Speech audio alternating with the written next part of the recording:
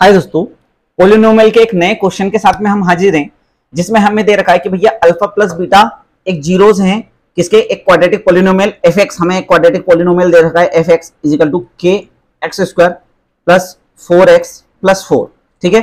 और हमें दे रखा है कि alpha square plus beta square is equal to 24 हो, तो आपको के की वैल्यू फाइंड करनी है।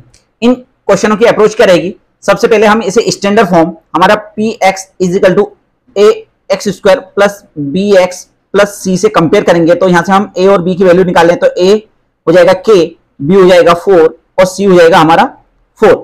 उसके बाद में यदि हम स्टैंडर्ड इक्वेशन की बात करें तो हमारे पास में जीरोस और इनके कोएफिशिएंट जो हमारे पास में है, इनके हमारे पास में रिलेशन होता है कि भैया सम ऑफ जीरो क्या होता है हमारे पास में, सम ऑफ जीरोस मतलब कि अल्फा प्लस बीटा का रिलेशन हमारे पास में होता है minus coefficient of x upon coefficient of x square. तो हम यहां पे कंपेयर करें तो हम बोल सकते हैं कि अल्फा प्लस बीटा क्या होता है हमारे पास में, माइनस भाई हमारा कोएफिशिएंट ऑफ एक्स क्या होता है, बी होता है, और कोएफिशिएंट ऑफ एक्स स्क्वायर क्या है, ए है। तो अल्फा प्लस बीटा क्या होता है, माइनस बी अपॉन ए होता है। तो यहीं पे यदि हम वैल्यू पुट करें, यदि हम यहाँ पे अल्फा प्लस बीटा निकालें तो हम बोल सकते हैं कि अल्फा प्लस बीटा की वैल्यू जो होगी माइनस बी, तो बी की वैल्यू क्या है 4, तो माइनस 4 अपॉन ए की वैल्यू क्या है के। तो ये अल्फा प्लस बीटा हो गया। वहीं यदि हम बात करें प्रोडक्ट ऑफ जीरोस की, किसकी बात करें हम, प्रोडक्ट ऑफ जीरोस की, तो अल्फा इंटू बीटा हमारे पास में होता है कोएफिशिएंट कांस्टेंट टर्म, क्या होता है यहाँ पे constant term upon coefficient of x square, ठीक है। तो हम बात करें अल्फा इंटू बीटा की, तो ये क्या होता है आपका सी अपॉन ए। हम इनकी वैल्यू पुट करें यहाँ पे तो हमारे पास में अल्फा इंटू बीटा हमारे पास में क्या आता है, सी की वैल्यू क्या है आपकी 4 है और ए की वैल्यू क्या है के है। तो हमारे पास में अल्फा प्लस बीटा की वैल्यू आ गई, अल्फा इंटू बीटा की वैल्यू आ गई। अब हमें जो गिवन है, ठीक है, हम उसकी बात करते हैं। तो हमारे पास में गिवन है alpha square plus beta square is equal to 24। अब आपको एक फॉर्मूला याद होगा, कौन सा फॉर्मूले की हम बात करें, a प्लस बी के होल ऑफ स्क्वायर की। तो ये क्या होता है, A square plus B square plus 2ab होता है। क्या हो जाएगा आपका, हमें फॉर्मूला पता है कि भैया a प्लस बी का होल ऑफ स्क्वायर जो होता है वो क्या होता है, A square plus B square plus 2ab होता है।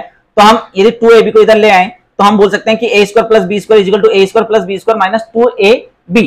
अब यही वैल्यू यदि हम यहाँ पे पुट करें तो हम यहाँ पे बोल सकते हैं कि alpha square plus beta square क्या होगा आपका, अल्फा प्लस बीटा का whole of square minus 2 alpha beta is equal to 24। आइए हमारे पास में जो वैल्यू है हम पुट करें, तो जब हम वैल्यू पुट करेंगे तो अल्फा प्लस बीटा की वैल्यू हमारे पास में क्या है, माइनस 4 अपॉन के का whole of square minus 2 alpha into beta हमारे पास में क्या है 4 अपॉन के इज इक्वल टू 24। तो यहाँ पे ये क्या हो जाएगा 16 का स्क्वायर अपॉन के स्क्वायर माइनस 4 टू 8 के इज इक्वल टू 24। अब हम क्या करें, इस पूरी इक्वेशन में 4 का स्क्वायर यहां पे 16 हो जाएगा, ठीक है। अब हम इस पूरी इक्वेशन में किसका मल्टीप्लाई कर दें, के का मल्टीप्लाई बाय के स्क्वायर से हम मल्टीप्लाई कर दें तो के स्क्वायर से के स्क्वायर कट जाएगा। तो ये कितना आ जाएगा 16 के स्क्वायर माइनस 8 के इज इक्वल टू, सॉरी ये के स्क्वायर से तो के स्क्वायर कट जाएगा ना। यदि हम मल्टीप्लाई करें, देखो हम के स्क्वायर का मल्टीप्लाई करेंगे तो क्या हो जाएगा 16 माइनस 8 इज इक्वल टू 24 के मल्टीप्लाई बाय के स्क्वायर से देखो के स्क्वायर कट गया, यहाँ पे एक के से एक के कटा तो ये क्या आ गया यहाँ पे, और यहाँ पे कुछ भी के नहीं है तो के स्क्वायर हो गया। अब हम सारी चीजों को उधर लेके चलें तो हो जाएगा 24 के स्क्वायर प्लस 8 के माइनस 16 इज इक्वल टू 0। अब इस पूरी इक्वेशन में आप देख रहे हो कि आप किसका डिवाइड कर सकते हो, 4 का। तो 4 का इसमें डिवाइड करोगे तो क्या हो जाएगा,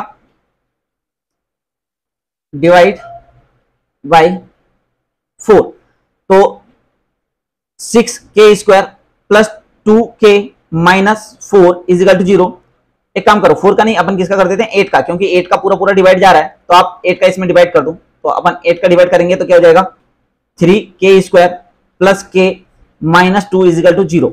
अब ये आपकी एक क्वाड्रेटिक इक्वेशन बन गई है। और क्वाड्रेटिक इक्वेशन हमें पता है हम कैसे सोल्व करते हैं, मिडिल टर्म स्प्लिटिंग से इसे सोल्व करते हैं।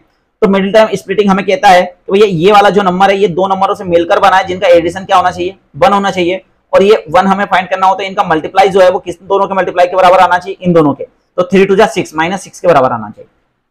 हम इस 6 के कोएफिशिएंट निकाले तो क्या हो जाएगा, 1 2 3 और 6, ये हमारे क्या हो जाएंगे, इसके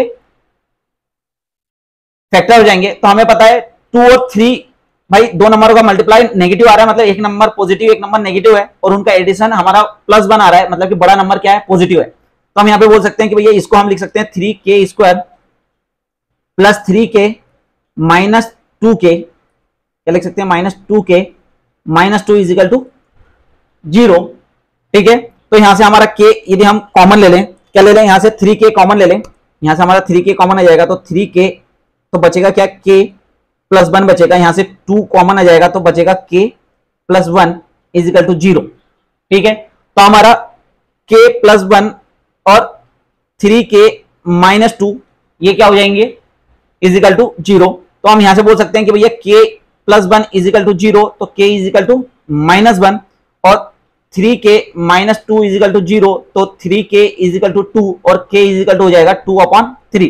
तो हमारी दो वैल्यू हो जाएगी k की, -1 और 2/3। तो हमारे k की क्या वैल्यू हो सकती है, या तो -1 या 2/3। तो इस क्वेश्चन को इस तरह से करेंगे। देखो एक ही क्वेश्चन के अंदर आपको बहुत सारे कॉन्सेप्ट दे दिए, जीरो ऑफ पॉलिनोमियल का आपको कॉन्सेप्ट मिल गया है।